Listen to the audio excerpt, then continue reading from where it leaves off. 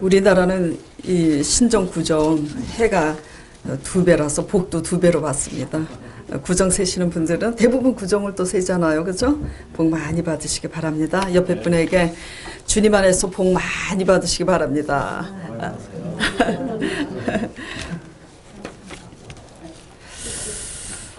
자, 오늘 그 설교 제목이요. 제목 보고 실족하지 않기 바랍니다. 이상한 분, 나쁜 분, 좋은 분 이렇게 표현하는 것보다는 이상한 놈, 나쁜 놈 이게 더 도전받고 적합하겠다. 그렇다고 또 이상한 놈, 나쁜 놈 하면서 또 좋은 분 이렇게 하기도 그렇고 그래서 오늘 설교 제목을 이렇게 정했습니다.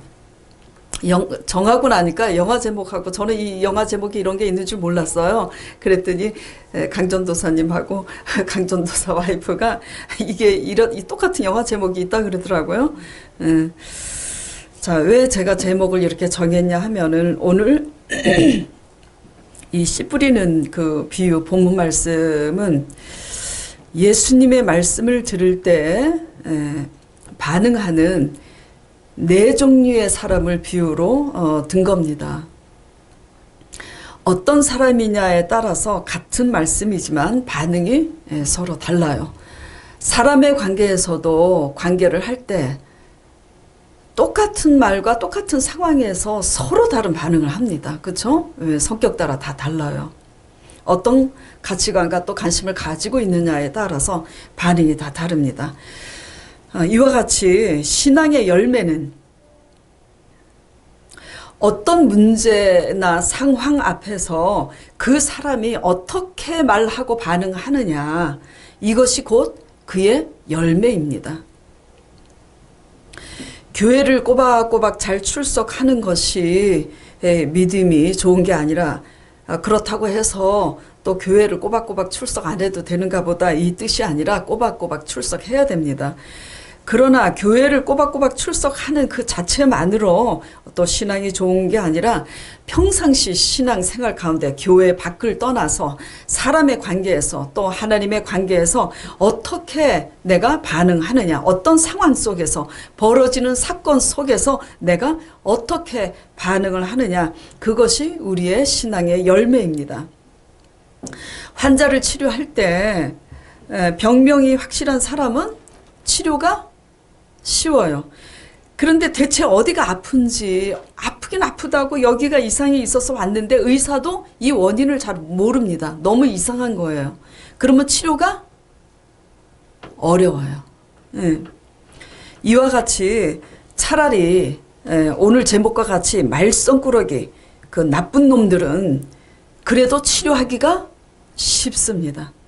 그런데 치료가 참 힘든 사람은 어떤 사람들이냐면 나쁜 놈들보다 이상한 놈들입니다.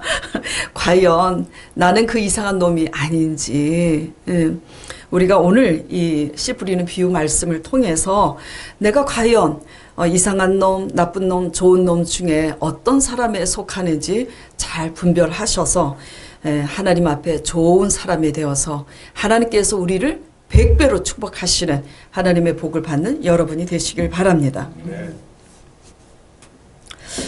예수님께서 근데 이 4종류의 사람들을 말씀하심에 있어서 씨 뿌리는 비유를 하시는 이유는 씨는 뭐죠? 반드시 뿌리면 어떻게 되게 돼 있어요? 싹이 나고 씨를 왜 뿌려요? 열매 먹고자 뿌리는 겁니다. 그런데 씨앗은 같은 씨앗을 뿌렸어요. 어떤 씨앗? 아주 최고 극상품 포도나무 그 씨앗을 뿌렸어요. 그런데 열매를 거둘 때 가서 보니까 극상품 최고의 포도나무를 심었는데 가짜 열매인 거예요. 들포도 열매를 맺습니다. 그 포도원 지기 주인이 어떻게 하겠습니까? 그 포도밭을 다 불살라 버리겠죠. 그렇게 된다면.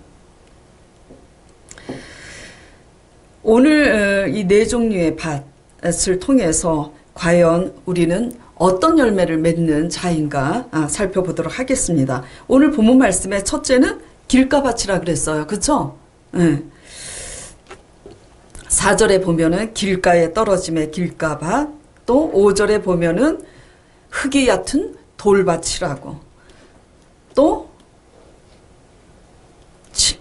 7절에 보면은 가시떨기 밭이라고. 나머지는 옥토밭입니다. 자, 옥토밭은 말할 나위도 없어요. 열매를 잘 맺는 밭입니다. 어떤 열매죠? 성령의 열매예요. 성령으로 거듭난 성령의 열매를 맺는 자들은 하나님께서 100배, 100배, 60배, 최소한 30배의 축복을 아버지께서 주십니다. 자, 먼저 그래서 옥토는 빼고 열매 맺지 못하는 밭에 대해서 우리가 연구를 해야 열매를 맺을 수 있도록 개간하지 않겠습니까? 그렇죠? 자, 그래서 먼저 흙이 얕은 그 돌밭에 대해서 우리가 살펴보도록 하겠습니다. 5절, 6절, 그 다음에 20절, 21절을 보면은 흙이 얕은 돌밭이 나옵니다. 씨앗을 뿌리니까 돌밭에 흙이 얕게 있긴 있어요. 그러니까 비가 내리고 습하니까는 싹이 나옵니다. 그러나 그 밑이 바위니까, 돌이니까 뿌리를 내릴 수가 없어서 곧 말라서 죽습니다. 뿌리를 내릴 수가 없어요. 이 말씀이 뭐냐면, 말씀을 들을 때는 그 즉시는 뭐죠?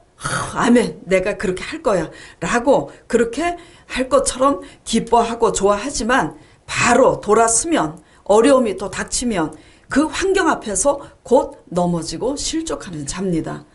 오늘 본문 말씀에 보면은 6절에 해가 돋은 후에 타서 뭐가 없음으로 말랐다고요? 뿌리가 없음으로 말랐다고. 이 뿌리는 성경 말씀에서 얘기하는 이 돌밭의 이 뿌리는 기도를 의미합니다. 말씀을 기쁨으로 정말 가짜로 받은 게 아니에요. 진심으로 내가 그렇게 하리라, 내가 순종하고 결단하리라, 그렇게 받아요. 받는데 뭐가 없어요? 기도 생활이 없으니까. 기도를 해야 믿음이 자라고, 기도를 해야 하나님의 마음이 우리 속에 전이가 되고, 그래서 믿음이 자라는데 기도 생활을 하지 않으니까 믿음과 능력이 없어서 어려움이 생기면 곧바로 넘어져서 열매를 맺지 못합니다. 기도 열심히 하시기 바랍니다. 누구는 기도하고 싶어서 합니까? 그쵸? 좀 더 자고 싶고, 그쵸? 편안해. 기도 안 하면 편해요. 기도하는 것은 중노동입니다.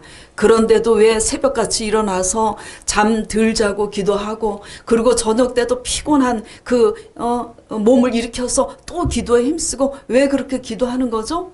기도를 통해서 주님의 힘을 공급받기 위해서입니다. 우리의 믿음이 자라기 위해서입니다. 기도하시기 바랍니다.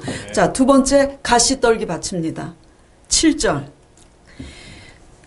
가시떨기 밭.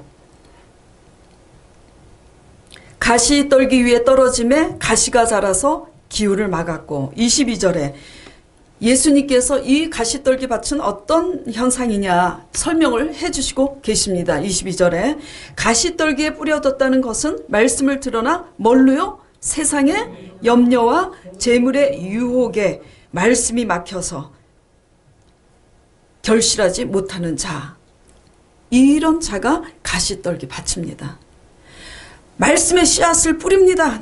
날마다 예수님이 목회자들을 통해서 씨앗을 뿌리는데, 우리 마음밭이 세상의 염려와 재리의 유혹으로 기운이 막혀 있으니 말씀이 들어갑니까? 안 들어갑니다. 이게 뭐냐면, 찌르는 가시가 뭐냐면 세상의 염려와 재리의 유혹, 재물에 대한 욕심과 탐심. 욕심과 탐심은 뭐라 그랬어요? 성경에 우상 숭배라 그랬습니다. 세속적이고 이런 육신적인 그런 신앙으로 날마다 이렇게 세상 사람하고 똑같이 이렇게 염려합니다. 아이고, 내 자녀가 성적이 잘 나와야 좋은 대학에 가는데 노심초사 날마다 기도 제목이 그겁니다. 우리 아이 공부 잘해서 좋은 대학 좋은 점수 나오게 해달라고 맨날 기도해요. 그래갖고 수능 시험 칠 때 작정 20일 다니엘 작정 기도를 하지 않습니까? 잘못됐다는 게 아니에요. 근데 변화보다는 맨 그런 거라는 거죠. 또 어떤 기도입니까? 아이고 내 남편이 직장 생활 하는데 승진해야지 되는데 맨날 승진하지 못하는 남편을 닥달을 하면서 내 남편 출세하기 위해서 날마다 기도합니다. 그리고 또 어떤 염려입니까? 또 어떤 재리의 유혹이에요? 내 옆집에 영희 엄마, 옆집에 철수 아빠 좋은 차 타고 다니고 좋은 아파트 우리 집보다 더 넓은 평수에 사는데 나도 넓은 평수 복 받아서 좋은 차가요 타가지고 다녀야지. 이 욕심 때문에 조금 더 벌어야지, 조금 더 벌어야지. 그리고 또 이제 그게 해결이 됐어요. 아파트 좋은 차 해결이 됐어요. 이제 또 어떤 염려가 있습니까? 어떤 유혹이 있습니까? 아이고 노후 대책을 잘 살아야지 되는데 무엇을 먹을까 염려하지 말라고 아무리 예수님이 아무리 성경 말씀에 외치고 아무리 주의 종들이 하나님 나라와 그의 의를 구하면 이 모든 것을 더해 준다고 아무리 외쳐도 이 욕심의 기운이 막혀서 잘하지 못합니다. 그래서 그냥 이것저것 그냥 염려와 재리의 유혹으로 그 기운이 막혀서 열매를 맺지 못해요. 어떤 열매? 그렇죠. 성령의 열매인 거예요. 십자가 신앙. 내 가족 구원시키지 못하고 나만 혼자 맨날 교회 다니면서 나만 어떻게 복받아 보겠다고 우리가 그렇게 믿습니다. 이게 세상적 염려와 세상 유혹을 따라가는 가시떨기밭 신앙입니다.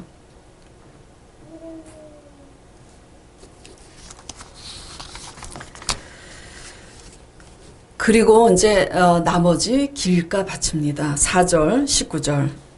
오늘 씨 뿌리는 비유가 네 종류의 사람이라 그랬잖아요. 세 번째 이제 사람입니다. 길가밭. 제가 순서를 지금 거꾸로 설명을 하고 있는 이유는 이 길가밭 신앙이 가장 위험한, 돌밭도 나쁜 밭이고 가시떨기 밭도 하나님의 관점에서는 나쁜 밭입니다. 그래서 오늘 설교 제목이 이상한 놈, 나쁜 놈, 좋은 놈인 거예요. 그래서 이 돌밭과 가시떨기의 밭은 전부 다 나쁜 놈들입니다. 불신앙의 사람들이에요. 극산품 포도나무, 아버지께서 좋은 말씀을 심었는데도 마음밭이 불신앙으로 나쁘니까 좋은 열매를 맺지 못하는 거예요. 나쁜 놈입니다. 여자 말고 남자 위주로 얘기해서 죄송합니다. 성경은 남자 위주로 얘기하더라고요.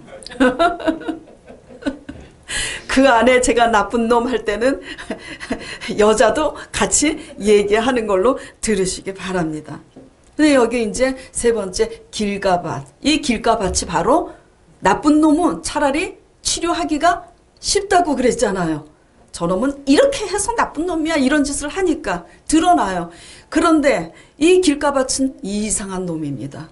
이상한 놈은 병원에 갔는데 제가 뭐라 그랬어요? 어디가 병이 들어서 어디가 지금 나빠졌습니다. 치료가 가능하지만 어디가 아픈지를 아프긴 아픈데 어디가 잘못된 건지 알 수가 없는 이 이상한 병은 치료가 뭐죠? 불가능합니다. 이 이상한 길가밭, 이 이상한 놈들은 정말 치료하기가 힘들어요. 이 길가밭이 과연 무엇이냐? 이 길가밭의 특징이 있습니다. 잘 들으셔야지 돼요, 오늘. 이 길가밭의 특징은 기도도 참 잘합니다. 길게 기도를 해요. 안 하는 게 아니에요. 그리고 뭐도 합니까? 금식도 잘합니다.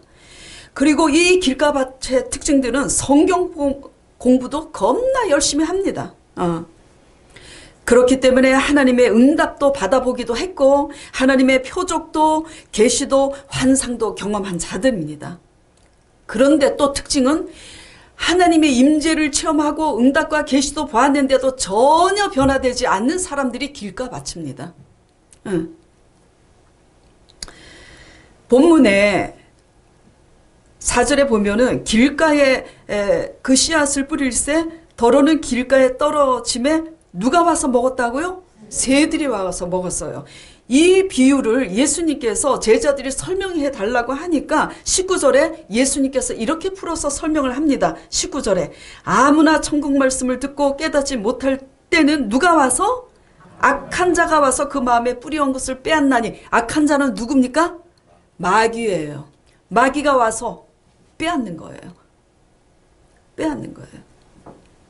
한마디로 뭐냐면 우리의 마음이 마귀같이 믿는다는 얘기예요. 마귀 같은 욕심과 마귀 같은 교만성을 가지고 길게 기도하고 금식도 하고 성경 공부도 욕심으로 하고 그렇게 하는 거예요. 길가 씨앗입니다. 길가 밭에 씨앗인 거예요. 악한 자가 와서 그렇게 먹어버렸어요. 씨앗을 먹어버렸으니 악한 자가 가져가 버렸으니 없어진 거예요. 뭐가 없어졌냐면 성령의 열매는 없고 무엇만 탁 남았냐면 형식과 지키는 것만 남았습니다.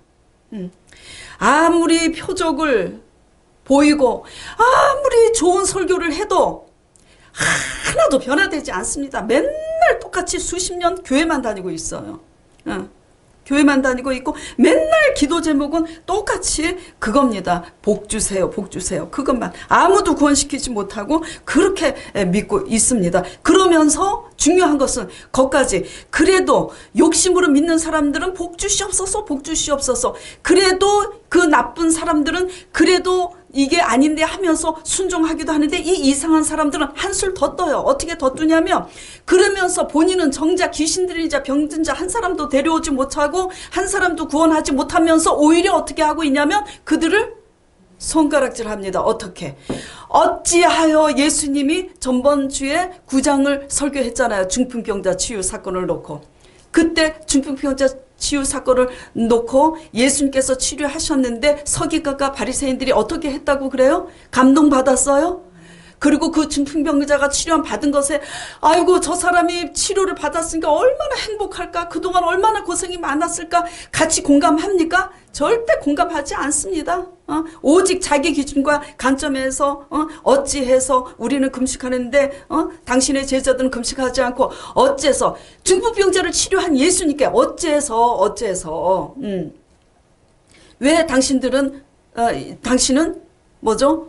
저런 죄인과 같이 식사를 하고 같이 있습니까? 맨날 따져요. 예수님께 따집니다. 그게 뭐냐면 길가밭이에요.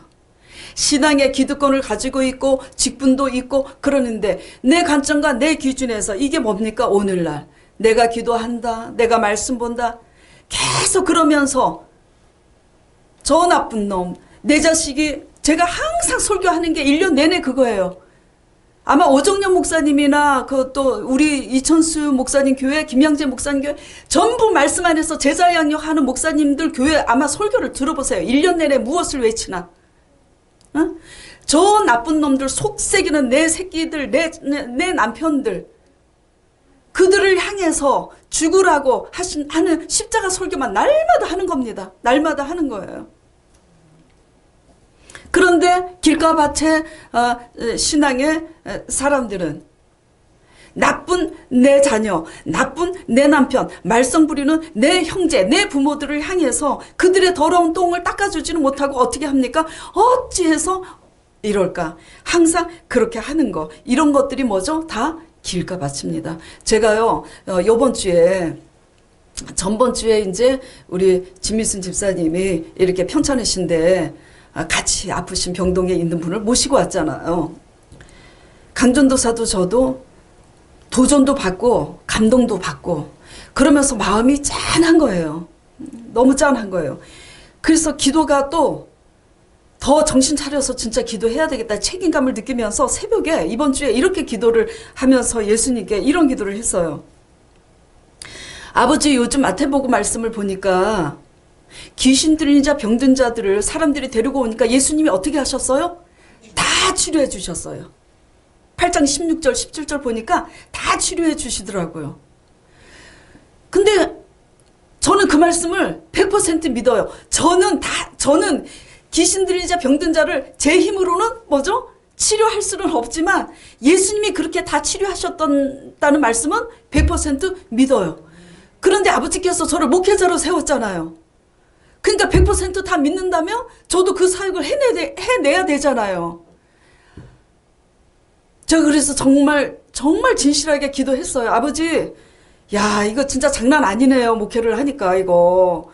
아버지, 설교는 잘할 수 있어도 역사가 따라가야 되는데, 전번에 11기 말씀할 때 저 아버님이 그 전세방이 소원이라 그래서 기도해갖고 전세방 얻었잖아요. 그러면 이제 병도 낫는 역사가 또 있어야 되잖아요. 그래서 하나님께 아멘이 참 그렇습니다. 아주 굉장히 책임감을 느끼고 부담스러운 이런 자리입니다. 그래서 하나님께 진지하게 기도했어요. 솔직하게 기도했어요. 아버지, 저는 못합니다. 제가 합니까? 전세방 얻어준 것도 하나님의 역사하셨지 저는 못합니다. 다만 예수님께서 그렇게 하셨다라는 것을 뭐죠? 100% 믿을 뿐입니다. 근데 그렇게 믿는다면, 정말 그게 진짜 믿는다면 우리 교회에도 다 치료받는 역사가 일어나야 되잖아요. 근데 이게 적용이 안 되는 거예요. 아버지, 왜 적용이 안 되죠? 다 치료받는다는 왜 확신이 없는 거죠? 죄송합니다, 아버지. 내가 언약 때문에 일한다고 말씀하셔서 진미순 집사님에 대해서 정말 기도를 합니다. 날마다 진순 집사님에 대해서 우리가 기도를 합니다. 정말 믿음을 가지고 기도해요. 진짜로 아침 저녁으로. 그런데 한 분을 더 모시고 오니까 어떤 염려가 딱 생기냐? 다 치료해 주실까? 이게 적용이 돼요, 안 돼요? 적용이 돼야 되는데 솔직히 안 돼요. 내가 다 치료할 수 있을까? 나니까 치료 못하는 거예요. 그쵸? 근데 누가 해주신대요? 성경에? 예수님이. 아이고, 그런데 과연 예수님이 나를 통해서 치료해 주실까? 이게 적용이 안 되는 거라고요, 지금. 여러분이 이 자리에 서보세요. 적용이 되겠습니까? 왜 말씀 안 하세요? 적용이 힘든 겁니다, 이거. 그래서 아버지께 기도했어요. 진짜. 아유, 아버지 주여. 우리 엄마가 내 자녀가 우리 집사님처럼 아프면 우리 어떻게 하겠어요? 그 안타까움이. 그래서 회개했습니다, 아버지. 믿음 없는 것을 용서해 주세요. 그렇지만 이렇게 믿음이 없어도 아버지께서 목회자로 세우지 않았습니까?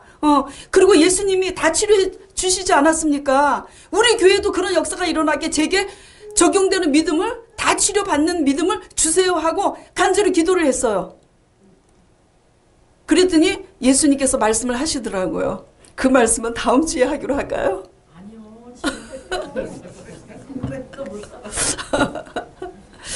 정말 간절히 기도를 했는데 성령님께서 이렇게 말씀을 하시는 거예요. 이거는 그 아픈 분들을 향해서 말씀하시는 게 아닙니다. 하나님의 섭리와 의도 속에서 다른 것을 얘기하시고자 하시는 거예요. 이게 뭐냐면 성령님께서 우리 교회에 귀신 역사가 있고 또 아픈 분들 다 고침받는 역사가 있도록 제게 믿음을 달라고 기도했더니 성령님께서 이렇게 말씀하시는 거예요. 내가 그래 맞다 다 치료해 주셨다 다 치료해 줬다고 그 많은 사람들을 한 사람도 안 빼먹고 다 치료해 줬는데 내가 다 역사했는데 그들이 변화 받았느냐? 받았더냐고 저한테 도로 예수님이 질문을 하시는 거예요. 제가 너무나 깜짝 놀라서 성경 말씀을 기도하다 말고 다시 보게 된 거예요. 8장 9장 8장의 귀신들 병자들 다 데려와서 치료하셨어. 9장 26절 9장 31절에 보니까 그 소문이 다 치료하시니까 그 소문이 온 땅에 퍼졌다고 그랬습니다. 자, 유대인들과 서기관과 바리새인들이 이것을 다 봤겠어요? 못 봤겠어요? 다 봤어요. 그리고 9장의 중풍병자 혈루증 여인 두 소경 다 치료받습니다. 그리고 10장, 11장, 12장 12장에 또 가서 예수님께서 귀신 들려서 벙어리 되고 듣지 못하는 그런 기머거리를 또 귀신을 축출합니다. 그래서 그 사람에게서 귀신 나가니까는 그 사람이 말도 하고 듣게 되는 거예요. 근데 이 바리새인들이 어찌하여 만날 예수님께 시비 걸고 많은 표적을 보고 명설교를 듣는데도 변화받지 못하니까 예수님께 만날 시비를 걸고 이렇게 태클을 걸면서 도전하는 이들이 이제는 어떤 억지 주장까지 하냐면 당신이 그렇게 벙어리 된 귀신 들린 자를 그 치유한 것은 귀신의 왕 바알세부를 힘입어 쫓았다고 이렇게 억지 주장을 합니다. 그렇죠? 그렇게 하다가 어떻게 가냐면 그래도 예수님을 이길 수가 없으니까 예수님이 이길 수가 없어요. 왜냐하면 예수님이 이렇게 말씀하시는 겁니다. 야, 귀신의 왕을 힘입어서 내가 저 귀신 들린 사람을 쫓을 것 같으면 어떻게 귀신의 나라가 쓰겠느냐. 귀신도 짝짝꿍 친구끼리 친하는데 그렇잖아요. 어떻게 귀신이 귀신의 왕을 힘입어서 쫓아내 말이 되냐고 그런 옥지 소리 하지 말라고 하시면서 이들을 뭐라고 책망하시냐면 자 12장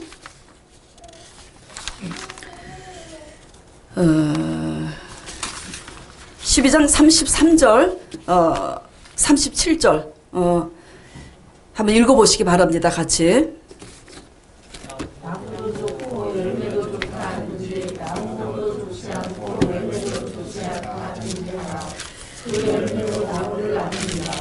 독사의 자식들아 너희는 아사히 어떻게 선한 말을 할 수 있느냐 이는 마음에 가득한 것을 입으로 말하느라 선한 사람은 그 쌓은 선에서 선한 것을 내고 악한 사람은 그 쌓은 것에서 악한 것을 내느니라.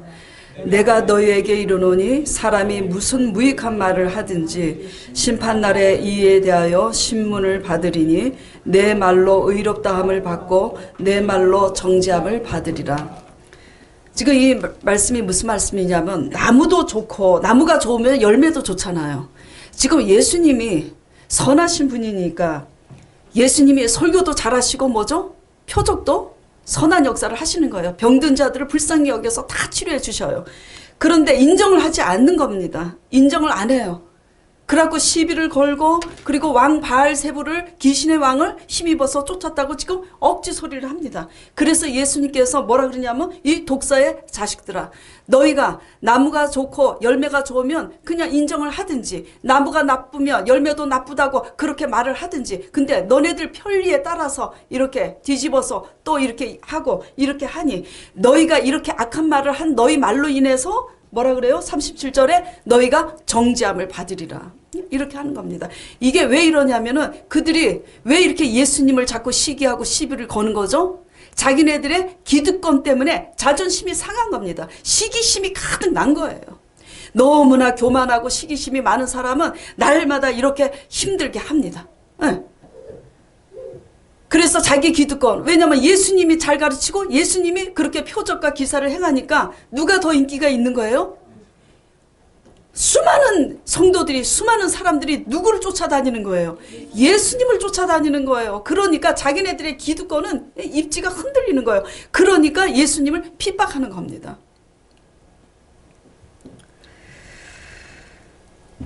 근데 제가 이제 말씀드리고자 하는 것은 그것을 봐. 결국 이렇게 해가서 진행하다가 어떻게 됩니까? 이들이 예수님을 이길 수 없으니까 예수님을 십자가에 못 박혀 죽이고자 십자가에 넘기잖아요. 사형시킬 수 있는 권세를 가지고 있는 자들에게 뭐죠? 무리를 선동시켜서 십자가에 넘겨서 결국 예수님을 십자가에 못 박게 하지 않습니까?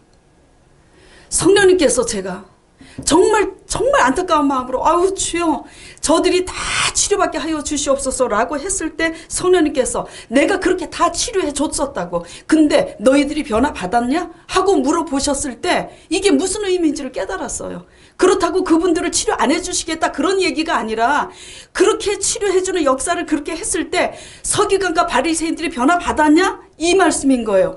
그 많은 역사를 그 응답을 그렇게 받고 하나님의 음성을 그렇게 받았는데도 뭐죠? 수십 년 동안 믿는 이 서기관과 바리새인들과 유대인들이 변화를 받았어요? 받지 못했습니다. 받지 못했어요. 그래서 제가 그날 아침에 새벽에 기도하다가 깨닫게 된 것입니다. 뭘 깨닫게 됐냐면 아하 그래서 씨 뿌리는 비유가 그래서 나왔구나 깨닫게 된 거예요. 어떻게 나왔냐면 예수님께서 그래서 이 서기관과 바리새인들 같이 하나님의 표적과 그 명설교를 듣고도 전혀 도무지 변화되지 않는 이 사람들을 향해서 아버지께서 12장에 어떤 말씀이 나오냐면 11장 11장 25절에서 30절 먼저 우리 같이 봉독해 보도록 하겠습니다. 그때 예수께서 대답하여 가라사대 천지의 주제이신 아버지여 이것을 지혜롭고 슬기 있는 자들에게는 숨기시고 어린아이들에게는 나타내심을 감사하나이다. 옳소이다. 이렇게 된 것이 아버지의 뜻이니이다. 내 아버지께서 모든 것을 내게 주셨으니 아버지 외에는 아들을 아는 자가 없고 아들과 또 아들의 소원대로 계시를 받는 자 외에는 아버지를 아는 자가 없느니라. 수고하고 무거운 짐진 자들아 다 내게로 오라. 내가 너희를 쉬게 하리라. 나는 마음이 온유하고 겸손하니 나의 멍에를 메고 내게 배우라. 그러면 너희 마음이 쉼을 얻으리니 이는 내 멍에는 쉽고 내 짐은 가벼우니라.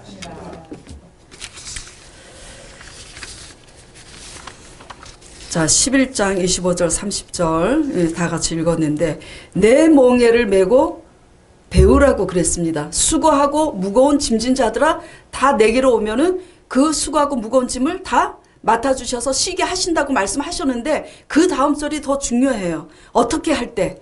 내 멍에를 메고 배울 때. 이 멍에를 메고 배우는 게 뭐냐면 십자가 지는 법을 배우는 거예요. 어떤 십자가? 십자가 지기 싫은 십자가 있잖아요. 그쵸? 나쁜 놈이라고, 나도 같은 나쁜 놈이면서도 나쁜 놈이라고 뭐죠? 비난하고 정죄하는 이 이상한 신앙을 회개하고 십자가 지는 법을 지금 배우라고. 그래서 예수님께서 이 바리새인과 서기관들 이후에 예수님께서 지금 이렇게 말씀하시는 거예요.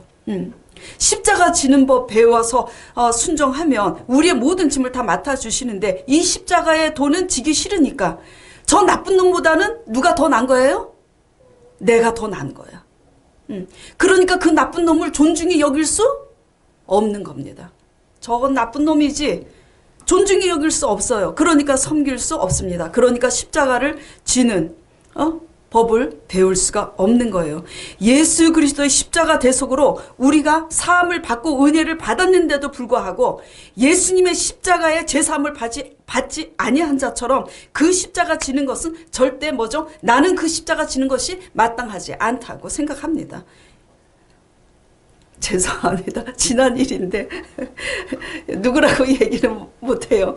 전에 누가 이렇게 제자 양육 시켰는데 그 사람이 올바로 된 다음에 그 사람이 남의 짐을 지게 되니까 그 사람이 힘드니까 왜 내가 저 사람의 짐을 져야 되냐고 그래요. 제 앞에서. 제가 그래서 깜짝 놀라가지고 내가 너의 짐을 질 때는 당연한 것처럼 그렇게 있다가 이제는 자라나서 남의 짐을 져서 그 사람을 위해서 고난의 짐을 같이 지고 기도하고 섬기라고 하니까 왜 내가 그 짐을 져야 되냐고 이게 지금 제정신이냐고 그런 말을 한 적이 있습니다. 그리고 이제 회개했어요. 예수 그리스도의 대속으로 우리가 사함을 받았는데 우리가 뭐죠? 예수님이 내 죄를 위해서 십자가 지는 것은 뭐죠? 괜찮은 거야. 당연한 거야. 그리고 뭐죠? 그 예수님도 자기 십자가를 지고 나와 같이 그렇게 배우라고 내 멍에를 메고 배우라고 그러는데 그 십자가는 뭐죠? 나는 지기 싫은 거예요. 그리고 질 생각도 하지 않는 거예요. 왜? 저놈은 나쁜 놈이니까. 나는 뭐죠? 착한 놈이라는 거잖아요. 그쵸? 아닌 겁니다. 그래서 이렇게 믿는 우리를 향해서 하나님의 관점에서 하나님이 뭐라 그러시냐면 참 너는 이상한 놈이다. 그래요. 치료가 더 불가능합니다. 저가 이거 배우는데 14년 걸렸다고 하지 않았습니까? 자, 그래서 예수님께서 또 이렇게 말씀하십니다. 씨 뿌리는 비유가 있기 전에 지금 예수님께서 계속 그렇게 비꼬고 시비를 걸고 대적하는 그 서기관들 이상하게 믿는 길가봐 신앙인들에게 예수님께서 뭐죠? 나의 멍에를 메고 배우라. 그리고 요나의 표적 얘기하시고 씨 뿌리는 비유가 이어지는 거예요. 제가 그 말씀 듣고 읽어보니까 자 다시 12장 38절에서 45절까지 같이 읽어보도록 하겠습니다. 자 12장 38절 자 시작. 그때 서기관과 바리새인 중 몇 사람이 말하되 선생님이여 우리에게 표적 보여주시기를 원하나이다.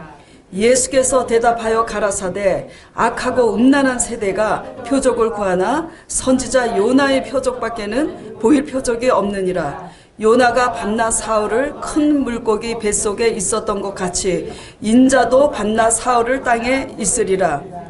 심판때에 니느웨 사람들이 일어나 이 세대 사람을 정죄하리니 이는 그들이 요나의 전도를 듣고 회개하였음이오니와 요나보다 더 큰 이가 여기 있으며 심판때에 남방 여왕이 일어나 이 세대 사람을 정죄하리니 이는 그가 솔로몬의 지혜로운 말을 들으려고 땅끝에서 왔음이오니와 솔로몬보다 더 큰 이가 여기 있느니라. 그리고 43절에 뭐라고 그러셨냐면 더러운 귀신이 사람에게서 나갔을 때 물 없는 곳으로 다니며 쉬기를 구하되 얻지 못하고 다시 내가 나온 그 집으로 돌아가 보니 그 집이 비고 소재되고 술이 되었거늘 이에 가서 저보다 더 악한 귀신 7을 데리고 와서 그 사람에게 거하니 그 사람의 나중 형편이 전보다 더 심하게 되느니라. 이 악한 세대가 또한 이렇게 되리라. 예수님께서 이렇게 말씀하셨어요. 자, 이 말씀이 요나의 표적이 뭐죠? 요나의 표적이 의미하는 바는 이렇게 믿는, 내 관점과 내 기준에서 믿는 바리새인들처럼 믿는 이 길가봐 신앙을 가진 마귀 신앙과 같은 우리들을 향해서 예수님께서 하시는 말씀이 요나의 표적밖에는 보여줄 게 없다고 그래요. 요나의 표적이 뭐냐면 예수님께서 요나가 가장 싫어하는 원수나라, 우리는 누가 원수나라였죠? 과거에 일본이잖아요. 그런 것처럼 니느웨 나라, 적대 국가인 니느웨 나라에 가서 복음을 전파하라고. 그들이 회개해서 망하지 않도록. 근데 요나가 순종했어요? 그 원수가 망하는 꼴을 봐야 속이 시원하지. 회개하면은 망하지 않잖아요. 그러니까 순종 안 합니다. 도망가 버려요. 도망을 가다가 배 타고 도망가다가 풍랑을 만나서 던져져서 고래배 속에 들어갔잖아요. 그래서 그 고래배 속에서 3일 낮밤을 있으면서 어떻게 했어요? 회개를 했어요. 살려달라고 아버지. 살려만 주시면 어디로 가겠다고 다시? 그 원수, 내가 가장 싫어하는 원수에게 가겠습니다. 그래요. 그러니까 하나님이 그 고백을 듣고 어떻게 해요? 고래가 어마어마하게 크잖아요. 고래가 토해내요. 요나를. 그래서 나와요. 순종 안 하면 다시 고래배 속으로 들어갈까봐 니느웨로 갑니다. 그래서 선포해요. 너네들 회개하지 않으면 망하니까 회개해라. 그래서 그 당시 니느웨가 회개를 합니까? 해요. 합니다. 나중에 또 타락해가지고 결국은 그 나라가 망하지만 그렇게 합니다. 이게 뭐냐면 우리가 싫어하는 니느웨에 가야 되는 겁니다. 우리가 싫어하는 니느웨가 누굽니까? 애물단지. 속세기는 내 부모가 될 수도 있고 내 배우자도 될 수가 있고, 그쵸? 내 형제가 될 수 있잖아요. 근데 그들은 죽어 마땅한 거예요. 우리 죄를 위해서 예수님이 죽으셔서 우리가 구원 받았는데 그들이 나쁘니까 그들은 죽어 마땅한 거고 그들은 망해도 마땅한 거더라고요. 근데 예수님께서는 니느웨에 갈 때까지 내가 싫어하는 그 원수, 또 직장 동료가 원수일 수 있잖아요. 근데 예수님께서는 그 직장 원수, 나에게 원수되는 그 사람에게 내 자아를 예수님의 말씀에 못 박을 때까지 예수님께서는 계속 우리를 단련하십니다. 이것이 뭐냐면 이것이 십자가 복음인 거예요. 이것이 요나의 표적인 거예요. 회개하니까 3일 만에 고래배 속에서 나왔잖아요. 예수님께서 우리 죄를 위해서 죽으시고 3일 만에 죽으시니 4일 만에 하나님이 부활시키셨잖아요. 요나가 회개하니까 고래배 속에서 3일 동안 회개하니까 하나님께서 고래를 토해내게 하셔서 요나가 4일 만에 나왔잖아요. 이게 뭐냐면 십자가 복음입니다. 이게 뭐냐면 십자가 정신의 복음입니다. 십자가 정신의 복음이 뭐냐면 내가 가장 싫어하는 사람, 그 사람을 위해서 울면서 중보 기도해야 되고, 내가 가장 원수 덩어리라고 생각하는 그 사람을 뭐죠? 사랑합니다. 그 사람들이 굶어 죽게 생겼으면 그 사람들 먹여 살리는 게 하나님의 뜻입니다. 요셉을 먼저 보내신 이유가 뭐죠? 그렇죠. 그 나쁜 놈들 팔아먹은, 그 요셉을 팔아먹었잖아요. 돈 받고 팔아먹은 그 형들, 나쁜 놈들을 먹여 살리라고 요셉을 먼저 보낸 것이에요. 이것이 예수님의 십자가 사랑인 겁니다. 쉽지는 않아요. 쉽지 않습니다. 그렇기 때문에 좁은 길이고, 이렇기 때문에 이 좁은 문으로 가는 것은 다 싫어해요. 넓은 문은 뭡니까? 편하게 믿는 거고, 욕심을 따라가는, 본능을 따라가는 욕심의 문이 넓은 문입니다. 우리 아들이 애기 때, 유치원 때도 예수님께서 우리 아들한테 나타나셔서, 준기야, 너는 참 기도도 잘하는구나. 너는 넓은 문으로 가지 말고 좁은 문으로 가라. 그래서 그때 제가 그랬어요. 속으로.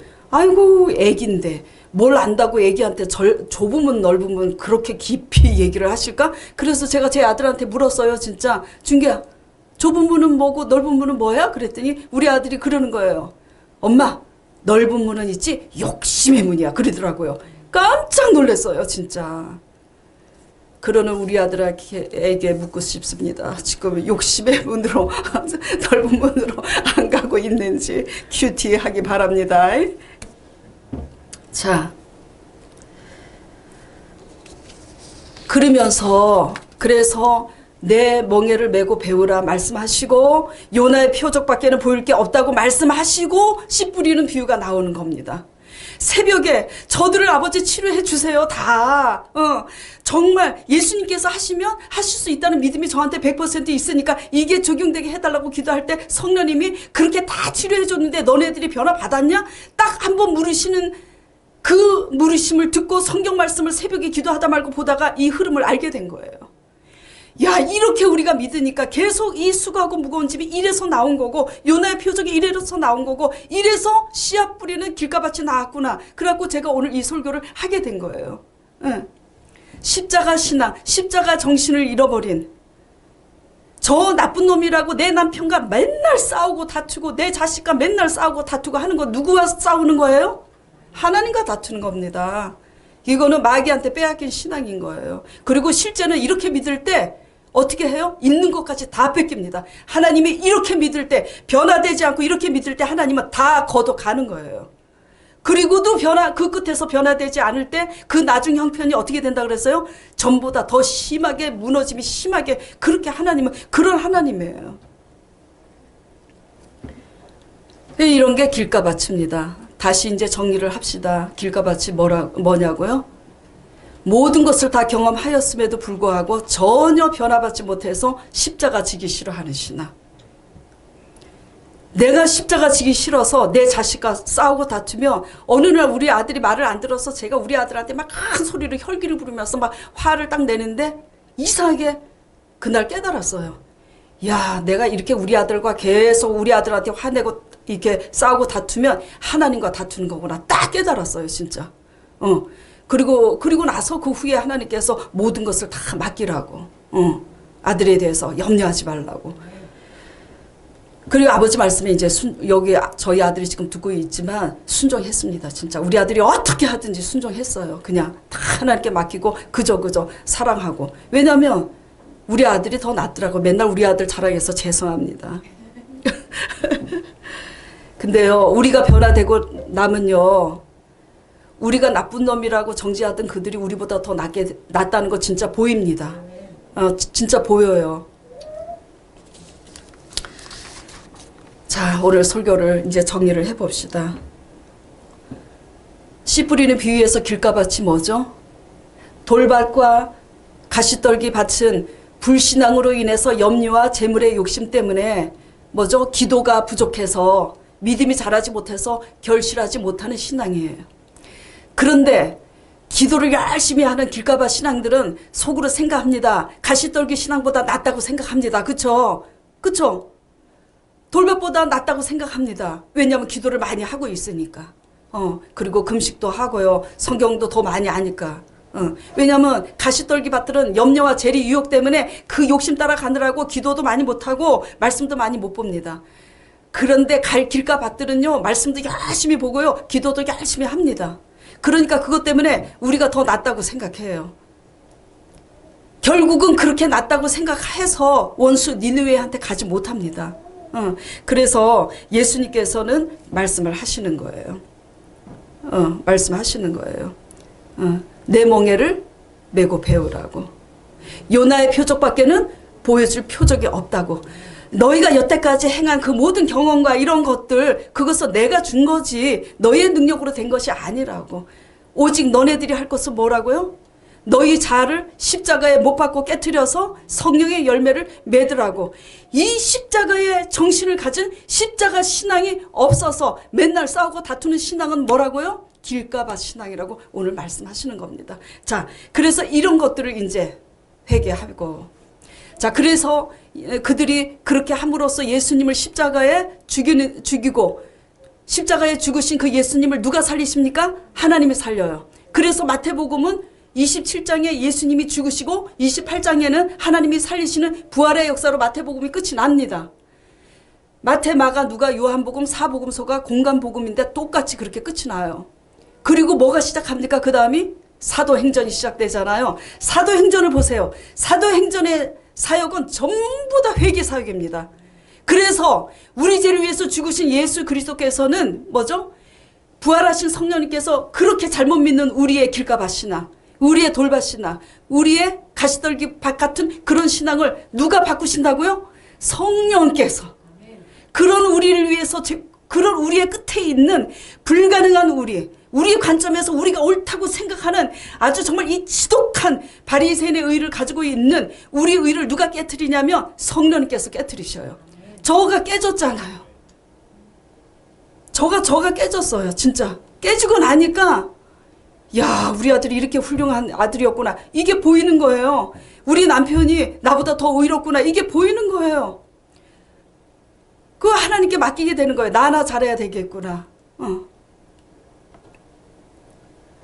성령이 어떻게 저렇게 하지? 아우, 저놈은 나쁜 놈이야. 어떻게 저렇지? 맨날 그랬던 그들이 사도행전의 성령의 역사로 어떻게 바뀝니까? 어찌하여 따지던 그들이 어찌할꼬 2장, 사도행전 2장, 3장, 4장 보면 어찌할꼬 회개의 역사가 일어나는 겁니다. 그래서 거듭나는 거예요. 오늘 말씀을 듣고 여러분들은 내가 길가밭인가, 내가 돌밭인가, 내가 가시떨기밭인가, 이래서 내가 열매 맺지 못하고, 이래서 하나님께서 내게 주신 그 모든 것을 다 빼앗아 가버리셨구나. 그래서 깨닫고 회개함으로써 십자가 사랑을 이루기 위해서 다투지 않고 온유하게 인내로써 잘 지키면 아버지께서 어떻게 하신다고요? 100배로 우리의 무너진 것들, 어떤 무너진 게 여러 개 있잖아요. 우리의 신체적으로 육신이 무너질 수도 있고 우리의 경제적으로 무너진 이런 모든 것들을 하나님께서 도루 찾게 회복시켜 주시는 100배의 놀라운 축복이 있습니다. 그래서 영혼이 잘된 같이 범사가 잘되고 강건하리라 하신 겁니다. 그래서 우리의 마음밭을 성령을 의지함으로써 갈고 회개함으로써 좋은 분, 좋은 사람 되시길 바랍니다. 자, 오늘 말씀 생각하면서 잠시 다 같이 기도 신앙 고백 드리도록 하겠습니다. 하나님 아버지, 아유 아버지, 우리는 너무나 어리석어서 내 열심의 관점에서만 아버지 서기관과 바리새인들처럼 어찌하여 따지고 그렇게 아버지 믿었습니다마는 많은 표적을, 많은 응답을, 예수님의 음성까지도 듣고 계시도 보았고 환상도 보고 이렇게 경험을 했지만 여전히 변화되지 않는 그들처럼 그렇게 믿어왔습니다. 그러나 그럼에도 불구하고 아주 우리를 저버리시지 아니하시고 그 모든 끝에서 성령님께서 우리의 잘못된 그 한계를 깨닫게 하셔서 성령으로 거듭나서 그 우리가 옳지 않다고 나쁜 사람이라고 정죄하던 그들에 대해서 어떻게 섬겨야 되는지를 배우게 하시는 하나님 아버지, 우리의 모든 죄를 용서하셔서 우리 분당, 우리 소망교회 모든 성도들이 여태까지 잘못 믿었다면 예수 그리스도의 십자가 관점에서 십자가의 정신을 가지고 그 십자가의 도를 행할 수 있는 우리가 될 수 있도록 성령이시여 충만하게 함께하여 주시옵소서. 그러므로 말미암아 주님의 십자가 사랑을 이루기 위해서 잘 인내하여 땅에 기름진 것으로도 100배로 축복받고 건강으로도 100배로 치유의 역사가 일어나는 이 복이, 이 역사가 이 교회에 일어날 수 있도록 역사하여 주시옵소서. 성령님만을 의지하며 예수 그리스도 이름으로 간절히 기도드렸사옵나이다. 아멘.